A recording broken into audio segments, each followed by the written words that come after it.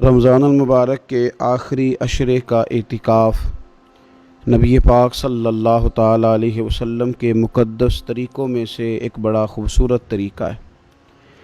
قرآن مجید نے ارشاد فرمایا، میرے گھر کو خوب صاف ستھرا کرو، طواف کرنے والوں کے لیے اور اعتکاف کرنے والوں کے لیے اور رکوع اور سجود کرنے والوں کے لیے۔ نبی پاک صلی اللہ تعالیٰ علیہ وسلم نے ہر سال رمضان المبارک کے آخری عشرے کا اعتکاف فرمایا ہے۔ ایک سال کسی وجہ سے اعتکاف نہ فرما سکے تو اگلے سال 20 دنوں کا اعتکاف فرمایا۔ نبی پاک صلی اللہ تعالیٰ علیہ وآلہ وسلم نے اعتکاف کا جو مقصد بیان کیا وہ شب قدر کی تلاش بیان کیا۔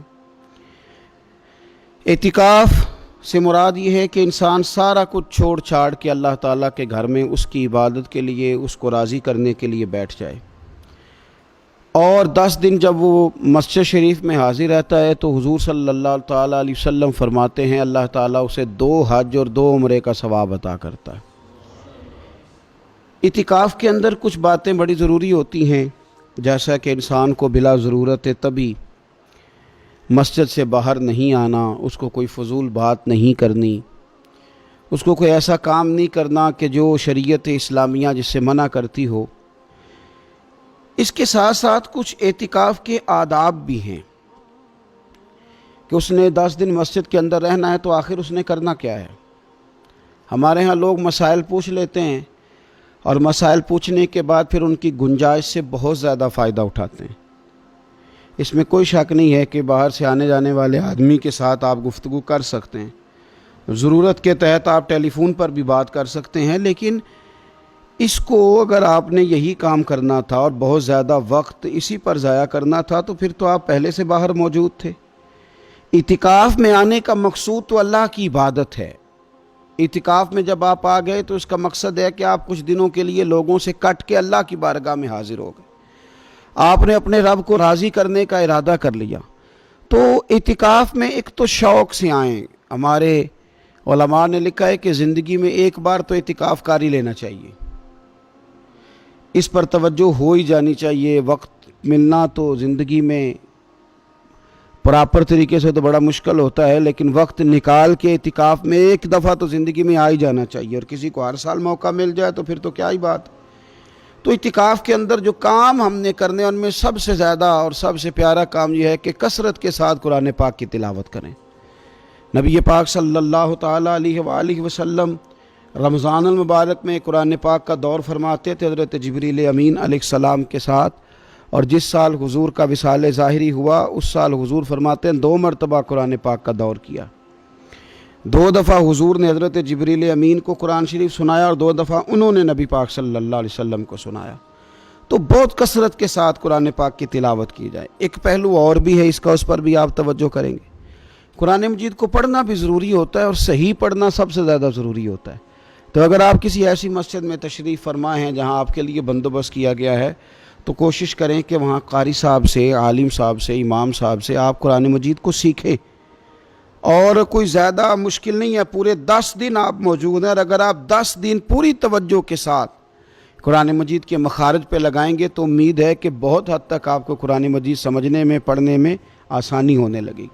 دوسرا، اعتکاف میں جب آپ موجود ہیں تو آپ کو کوشش کرنی ہے کہ آپ محاسبہ نفس پر توجہ دیں۔ آپ اپنے اوپر غور کریں، زندگی میں کون سی ایسی غلطیاں ہیں جو جان نہیں چھوڑ رہی، ان کی کس طرح کر کے اصلاح کی جا سکتی ہے۔ کون سے ایسے کام ہیں جو میں کرتا ہوں تو اس غلطی میں زیادہ مبتلا ہو جاتا ہوں، اور کون سی ایسے کام ہیں، کون سی ایسی جگہ ہیں جہاں میں جاتا ہوں تو میرا ان غلطیوں سے نکلنے میں مجھے وہ جگہیں اور وہ کام مددگار ہوتے ہیں۔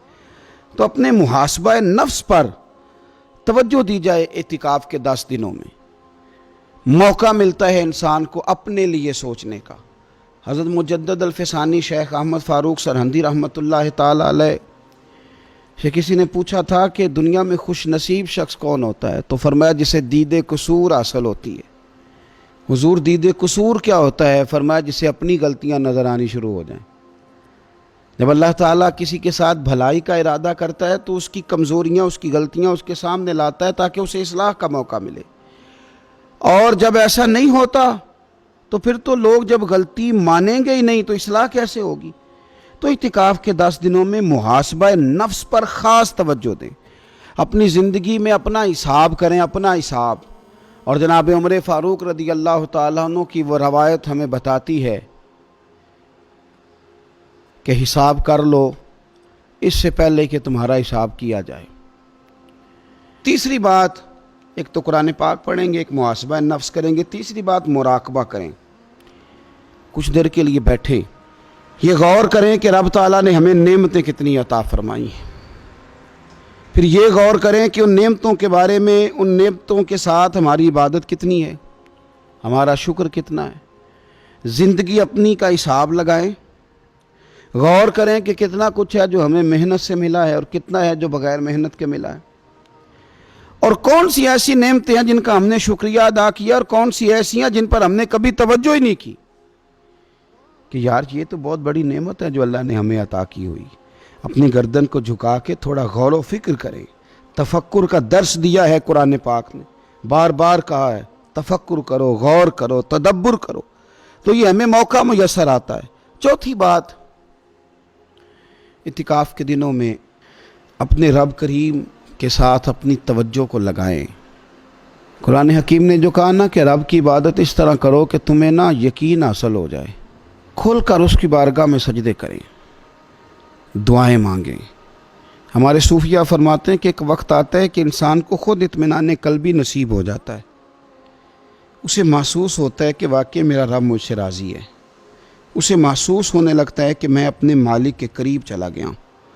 وہ اس کثرت سے نفل پڑھتا ہے، اس ذوق کے ساتھ وہ اس کی بارگاہ میں دعائیں کرتا ہے، اس شوق کے ساتھ وہ تلاوت کرتا ہے، خود محسوس کرنے لگتا ہے کہ اب میرا دل لگنے لگ گیا ہے، اب میں دعا مانگتا ہوں تو مجھے لگتا ہے کہ قبولیت میری دعاؤں کے قریب آنے لگی ہے۔ اللہ نے ہمیں یہ موقع دیا ہے کہ ہم خوب اس پر توجہ کریں۔ پانچویں بات اعتکاف والوں کی خدمت میں یہ عرض کرنی ہے کہ پورے 10 دن ہمارے پاس موجود ہوں گے اور ہم نے مسجد میں ہونا ہے، تو کیوں نہ ایسا کریں کہ از اول تا آخر، صبح سے شام تک ہم ہر وہی کام اسی طریقے سے کرنے کی کوشش کریں جو طریقہ ہمیں رسول پاک نے عطا فرمایا۔ ہمارا کھانا، پینا، سونا، جاگنا، بولنا حضور کی اتباع میں لے آئیں۔ ہم ان 10 دنوں میں ہم پریکٹس کریں کہ ہم نے سنت کے مطابق، حضور کے طریقے کے مطابق سارے کام کرنے۔ آپ اگر یہ ارادہ کریں گے تو پتہ ہے مدینے والے محبوب علیہ السلام نے فرمایا جس نے میری ایک سنت کو زندہ کیا گئے گزرے دور میں رب اسے 100 شہیدوں کا ثواب عطا فرمائے گا۔ تو اتنا اعزاز ہے۔